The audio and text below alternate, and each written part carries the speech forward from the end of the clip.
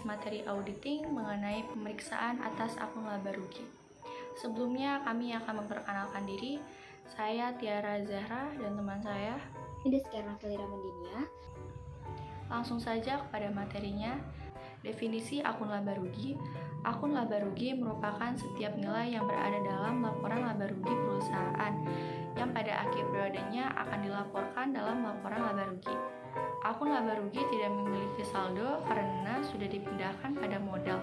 Pada setiap tahun, anggaran saldo nominal akan dipindahkan pada akun real untuk melakukan perubahan bersih selama tahun buku berlangsung. Selanjutnya, sifat akun laba rugi. Menurut SAKETAP, entitas harus mengukur pendapatan berdasarkan nilai wajar atas pembayaran yang diterima atau masih harus diterima. Selanjutnya, entitas harus mengakui pendapatan dari suatu penjualan barang jika semua kondisi berikut terpenuhi. Yang pertama, entitas telah mengalihkan resiko dan manfaat yang signifikan dari kepemilikan barang kepada pembeli. Yang kedua, entitas tidak mempertahankan atau meneruskan baik keterlibatan manajerial sampai kepada tingkat di mana biasanya diasosiasikan dengan kepemilikan maupun kontrol efektif atas barang yang terjual. Yang ketiga, jumlah pendapatan dapat diukur secara andal. Yang terakhir, ada kemungkinan besar manfaat ekonomi yang berhubungan dengan transaksi akan mengalir masuk dalam entitas. Selanjutnya, menurut SAKETAP 2009-121, bunga, royalti, dan dividen.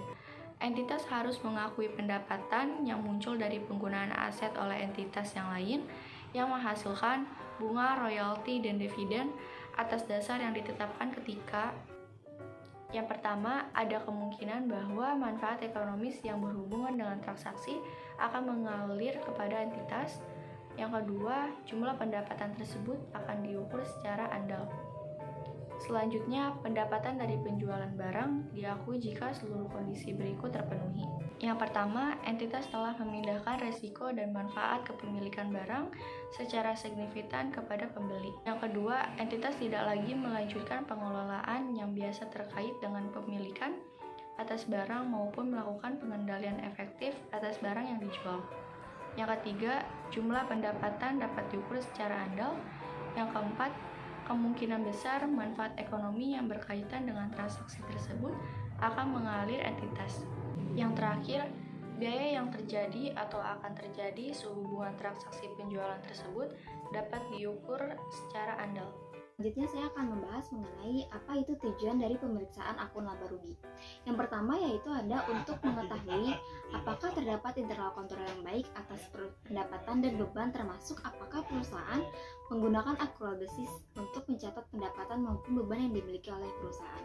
Selanjutnya yang kedua yaitu untuk memeriksa apakah semua pendapatan yang menjadi hak perusahaan telah dicatat di buku perusahaan, dan apakah pendapatan yang dicatat betul-betul merupakan hak dari perusahaan dengan menggunakan cut-off yang tepat. Selanjutnya yang ketiga yaitu ada untuk memeriksa apakah semua biaya yang menjadi beban perusahaan telah dicatat di buku perusahaan dan apakah semua biaya yang dicatat betul-betul merupakan beban perusahaan.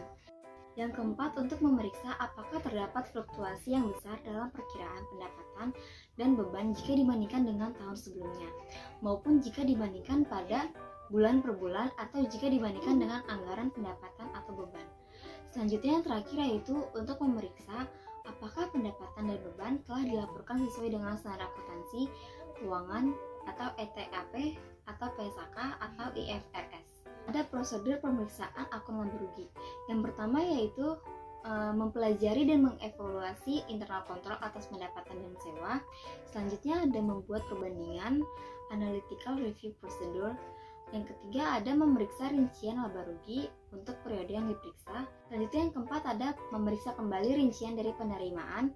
Yang kelima memeriksa cut-off penjualan dan pembelian. Yang keenam memeriksa subsequent payment. Selanjutnya yang ketujuh yaitu membuat analisis terhadap beberapa pos biaya atau pendapatan itu sendiri. Yang ke-8 periksa kembali terkait peraturan pajak yang saat ini berlaku.